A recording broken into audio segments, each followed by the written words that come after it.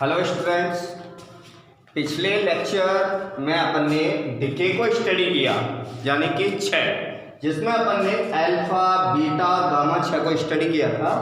आज हम डिके के बेस पर न्यूमेरिकल्स को सॉल्व करेंगे। ठीक है, तो आप सभी कॉपी, रफ कॉपी और पेन लेकर के इस वीडियो को देखें और जो क्वेश्चंस जिस बेस पर आपको समझाया जाए उस बेस पर प्रैक्टिस करें।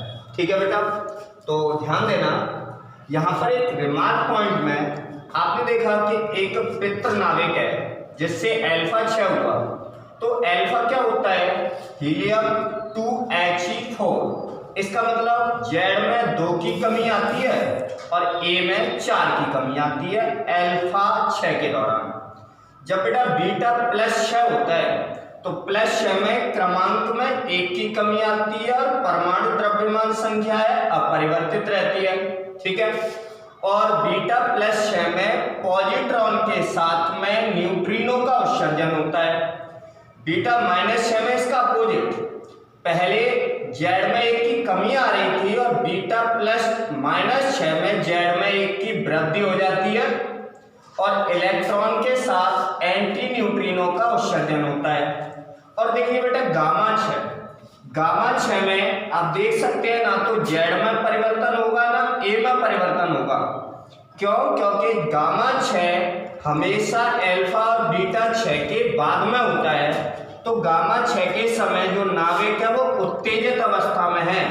इस उत्तेजित अवस्था के लिए अपन स्टार लगा करके इसको व्यक्त करेंगे।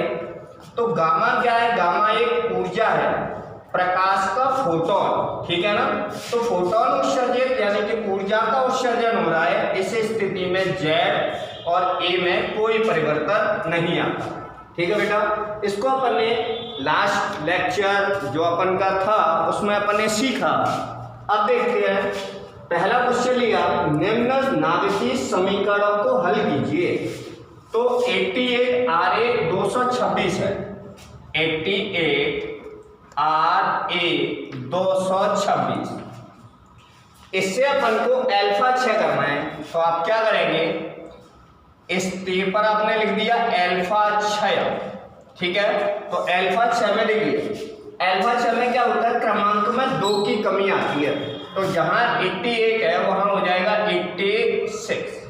ठीक है बेटा, अच्छा 86 किसका होता है बेटा? Rn। अब कैपिटल ए में 4 की कमी आएगी तो 226 में से 4 कम कर दिया 222 प्लस अल्फा यानी कि 2 आयन तो हीलियम कट, तो यहां लिख दिया 2Ha4। आप अभिक्रिया का संतुलन देखें, 2 + 86 बराबर 88 हो गया और 4 + 222 यानी कि 226। इस तरीके से अपन ने अल्फा 6 को सॉल्व किया। अब हम करेंगे बीटा -6। तो बीटा -6 में इधर देख लें, जेड में 1 की वृद्धि करनी है, ए में कोई परिवर्तन नहीं करना और इलेक्ट्रॉन के साथ एंटी न्यूट्रिनो का उत्सर्जन। चलिए 15 P 32 है। ठीक है बेटा, इसका हमें बीटा -6 करना है तो आपने तीर के चिन्ह के ऊपर लिख दिया बीटा -6। ठीक है, अब हम इसमें देखेंगे कि बीटा -6 में जेड में 1 की वृद्धि कर दीजिए तो 15 का 16 H 32 का 32 रहेगा प्लस बीटा -6 में क्या निकलता है बेटा? इलेक्ट्रॉन साथ में एंटी न्यूट्रिनो। अब 6 से 11 का अपन को बीटा +6 करना है। अब बीटा +6 में आपने क्या लिखा? जेड में 1 की कमी यानी कि 5 और 5 किसका होता है बेटा? Boron B। ए में कोई परिवर्तन नहीं। अच्छा, बीटा +6 में आप निकालेंगे पॉजिट्रॉन और इसके साथ में न्यूट्रिनो।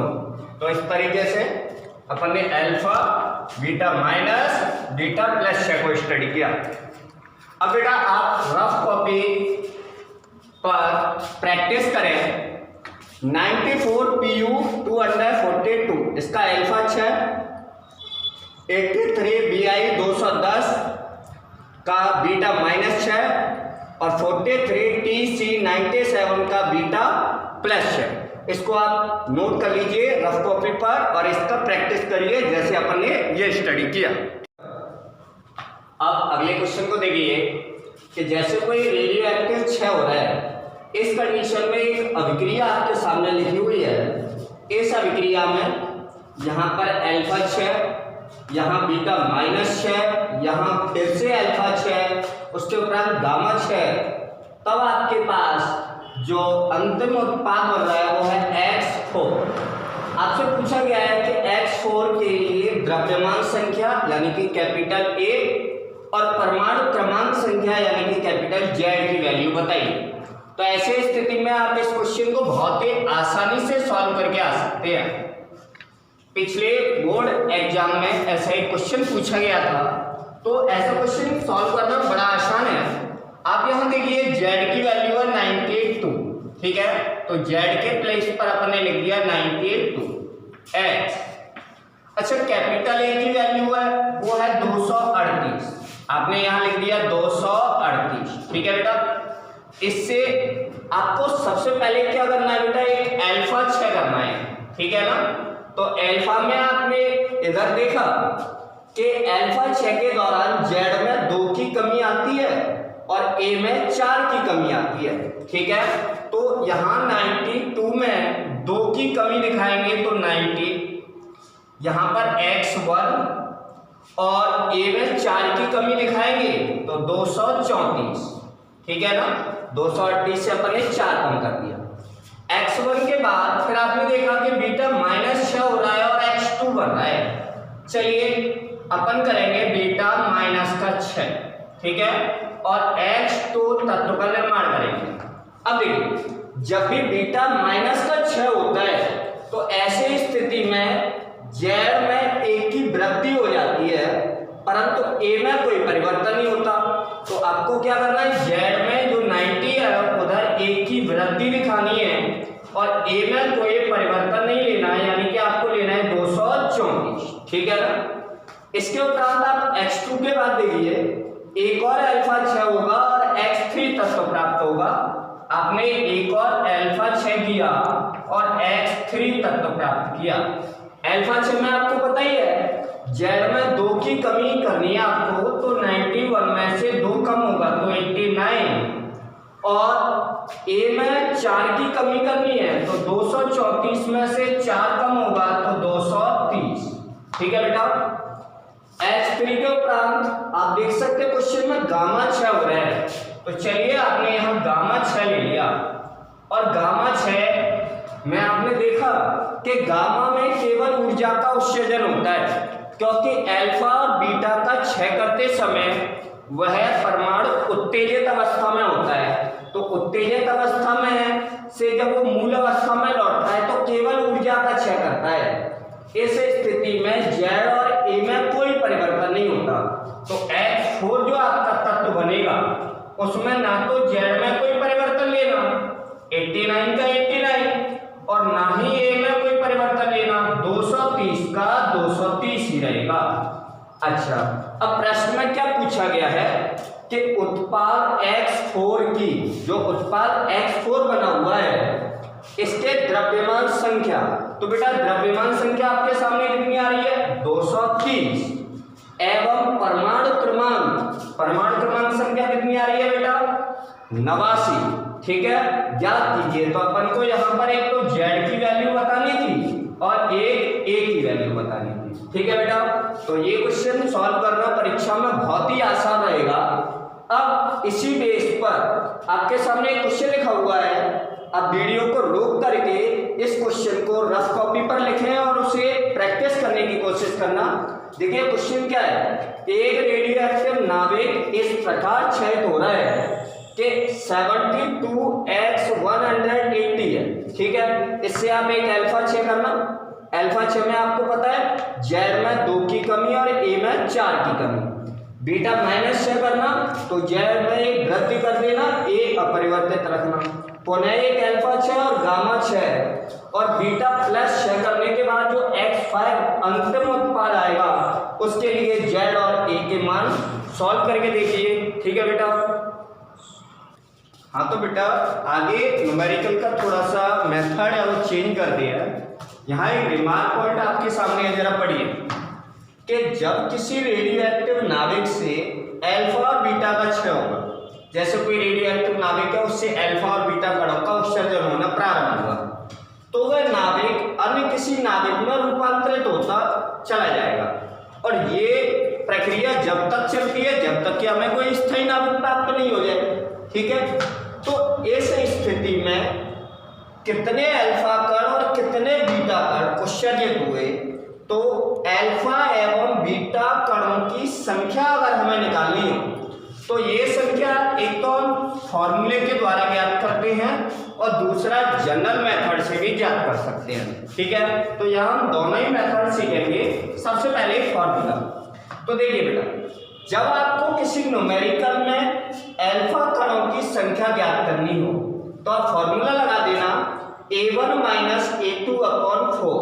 देखिए मैं इसका थोड़ा सा कार्ड बता दूं, ये फॉर्मूला किस बेस पर लिया गया है।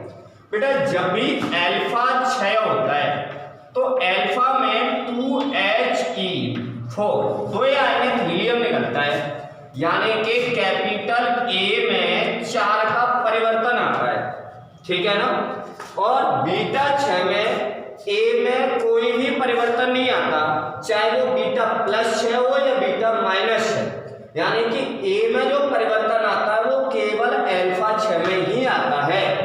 तो A में कितना परिवर्तन आया और जो परिवर्तन आता है वो कितने का होता है, 4 का, इसलिए हम 4 का डिवाइड कर देंगे। तो इस मेथड से हम अल्फा कणों की संख्या को ज्ञात कर सकते हैं। और बेटा जब भी बीटा कणों की संख्या ज्ञात करनी हो तो आपके सामने फॉर्मूला है, दो कोष्टक में अल्फा कणों की संख्या माइनस Z1 माइनस Z2, यानी कि परमाणु क्रमांकों का अंतर। ठीक है बेटा। तो चलिए एक क्वेश्चन यहाँ पर हम सॉल्व करके देख लेते हैं। तो ध्यान देना क्वेश्चन क्या है कि जब किसी नाभिक है 92 यूरेनियम 230 उत्सर्जन के पश्चात ये 82 Pb 206 में परिवर्तित हो गया। ध्यान देना एक हमारे पास पितृ नाभिक था 92 U 238। ठीक है बेटा। और 6 होने के उपरांत ये चेंज हो जाता है 82 Pb 206। ठीक है ना। तो इस स्थिति में जब ये परिवर्तन होता है तो आपको बताना है कि कितने अल्फा व बीटा कणों का उत्सर्जन होगा। तो देखिए सबसे पहले अल्फा कणों की संख्या निकालनी है। अल्फा कणों की वो संख्या जितने अल्फा कण इससे उत्सर्जित हुए। तो फॉर्मूला है हमारा a1 माइनस a2 अपॉन 4। अपन ने फॉर्मूला लगा दिया a1 माइनस a2 अपॉन में 4। ठीक है। अब देखिए a1 आपका कितना है 92 U 238, इसका मतलब a1 की वैल्यू है वो है 238। तो a पर 238 लिखा माइनस a2 की वैल्यू है वो है 206, तो आपने लिखा 206 भटी में 4। अब 238 से 206 को माइनस किया, आपके सामने आएगा बेटा 32 भटी में कितना लिखा हुआ है 4 से 32 को काट दिया यानी कि 8। तो हम कह सकते हैं इस स्थिति में 8 अल्फा कणों का उत्सर्जन हुआ। 8 अल्फा कण उत्सर्जित हुए। अब आपको निकालनी है बेटा बीटा कणों की संख्या। तो देखिए बीटा कणों की संख्या निकालने के लिए फॉर्मूला है हमारे पास। तो बीटा कणों की संख्या, तो बीटा कणों की संख्या निकालने के लिए हमारे पास फॉर्मूला क्या है, वो है 2 कोष्टक में लिखा हुआ है अल्फा कणों की संख्या। तो बेटा अल्फा कणों की जो संख्या आ रही है वो कितनी आ रही है बेटा 8। तो अपन ने ब्रैकेट में लिख दिया 8 माइनस अब लिखा हुआ है Z1 माइनस Z2, यानी कि परमाणु क्रमांकों का अंतर। तो देखते हैं बेटा परमाणु क्रमांक में कितने का अंतर आ रहा है। पहले क्रमांक था 92, ठीक है। अच्छा माइनस बाद में रह गया 82, तो अपन ने इस परमाणु क्रमांक 92 में से 82 को कम कर दिया, क्योंकि फॉर्मूला है Z1 माइनस Z।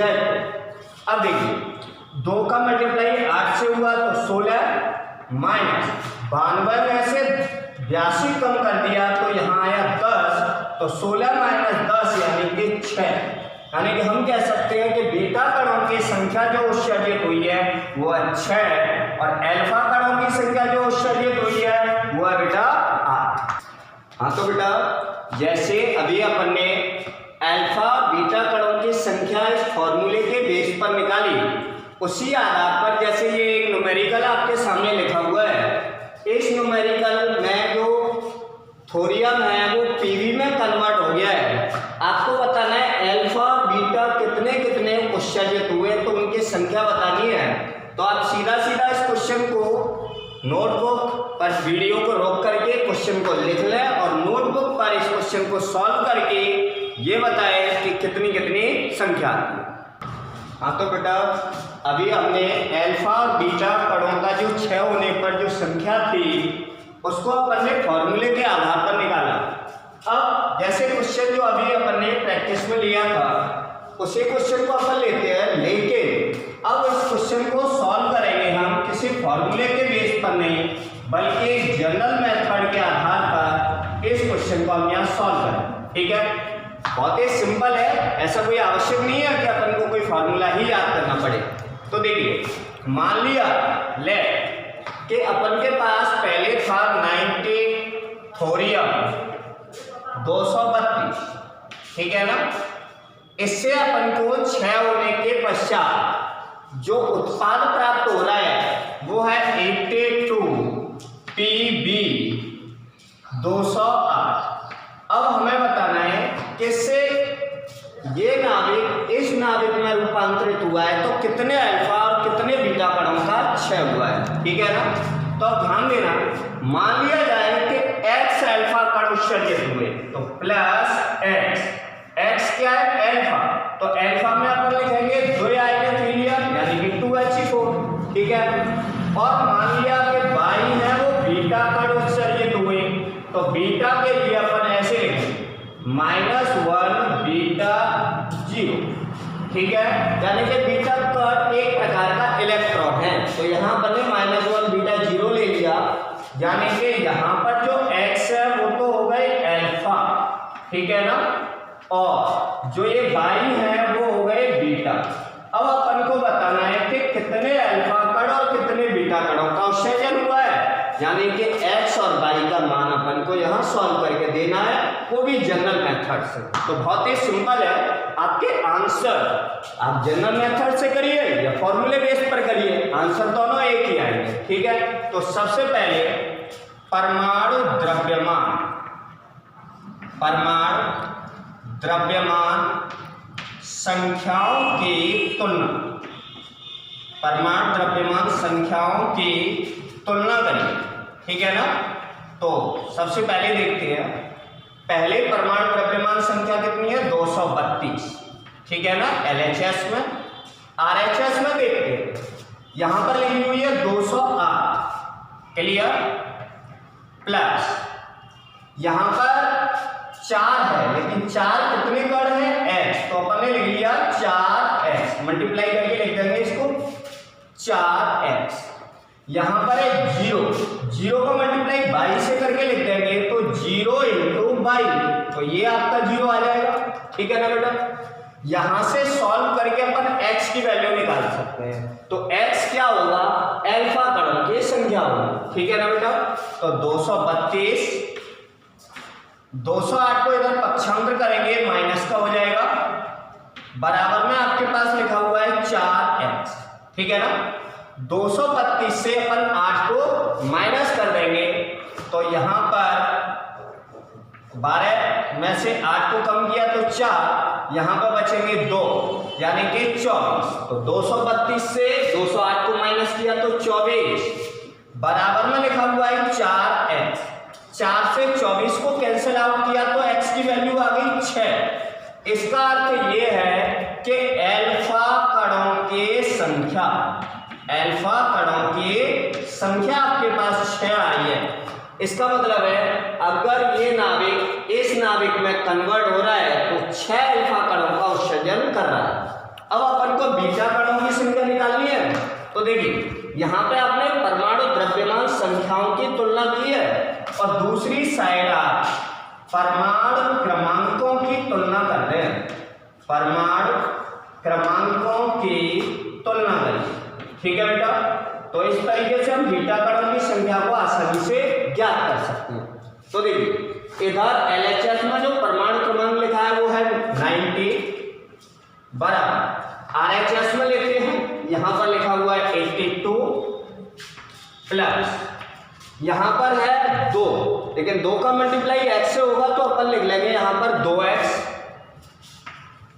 ठीक है, और यहां पर है माइनस का 1, माइनस का 1 का 22 से करेंगे तो अपन ने लिख लिया माइनस का 22। ठीक है, यहां पर जो x आ रहा है इस x के स्थान पर आप x की वैल्यू 6 पुट अप करिए, तो 90 इज इक्वल टू 82 प्लस 2, कोष्टक में x की जगह आपने x का मान 6 रख दिया माइनस का 22। ठीक है बेटा, तो 90 82 को इधर पक्षांतर करेंगे तो माइनस का 82 हो जाएगा बराबर 2 का 6 से गुणा किया तो 12 माइनस का 22। ठीक है, 90 में से 82 को कम किया आपके पास बचते 8 बराबर 12 माइनस का 22। ठीक है ना, अब आप एक कार्य करें, 22 को इधर पक्षांतर कर लीजिए, 8 को उधर ले जाइए, तो 22 बराबर हो जाएगा 12 माइनस 8 यानी कि 4। तो हम कह सकते हैं कि जो बीटा कणों की संख्या है वो है 4। तो बीटा कणों की संख्या अपन के सामने जो आ रही है बेटा वो आ रही है 4 और अल्फा कणों की संख्या आ रही है 6। इस क्वेश्चन को हम फॉर्मूले के बेस पर भी कर सकते हैं और जनरल मेथड से भी कर सकते हैं। संभवतः दोनों तरीके आपके समझ में आ गए होंगे। ठीक है बेटा, तो अगला एक क्वेश्चन आपके सामने और है, इसको देखना जरा। क्वेश्चन है 86 Rn222 नाभिक रेडियो एक्टिव क्षय होने के पश्चात 84 Pb218 में चेंज हो जाता है, परिवर्तित हो जाता है।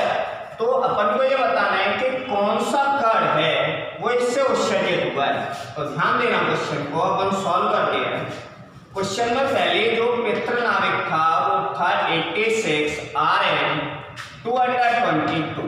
ठीक है, और क्षय होने के पश्चात ये कन्वर्ट हो गया है 84 Pb218 में। ठीक है, तो अपन को बताना है ऐसा कौन सा कण है जो इससे उत्सर्जित हुआ होगा जितना इस नाभिक का रूपांतरण हुआ। तो देखते हैं, सबसे पहले हम ये देखें कि Z में कितना परिवर्तन आया। तो डेल्टा Z निकालने के लिए Z1 में से Z2 को माइनस कर दीजिए, तो Z में परिवर्तन पता चल जाएगा। पहले Z था 86 और 6 के पश्चात बचा 84। इसका मतलब है Z में जो परिवर्तन आ रहा है वो बेटा 2 का।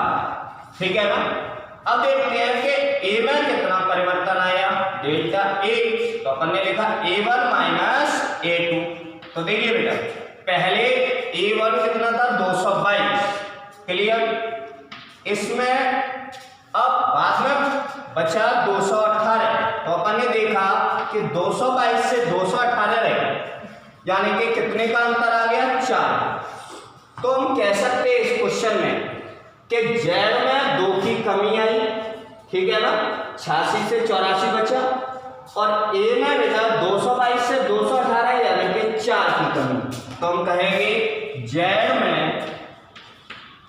2 की कमी हुई, तो Z में 2 की कमी और कैपिटल A में 4 की कमी हुई।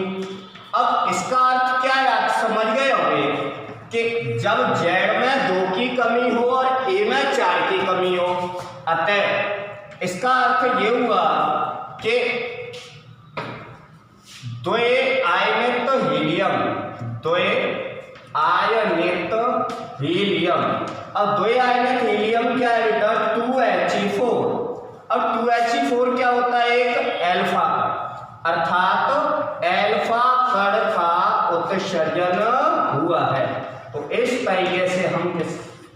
क्वेश्चन को सॉल्व करके आ सकते हैं।